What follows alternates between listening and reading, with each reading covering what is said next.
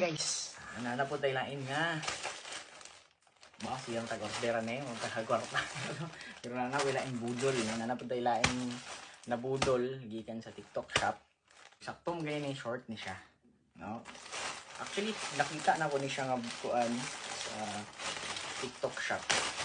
Nindot kaayo ang ilahang mga short na dito maligya. So, na-curious ko kay sale mode itong pagniagi. So, try mong palit.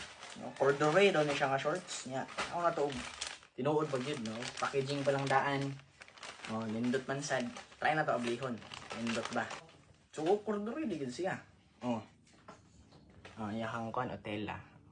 Gurod-gurod na siya guys. Corduroy gud lisod pod no. Na. Mo ni, blue ni siya. Duha ra mo pud ang gi-order kay syempre was budget no.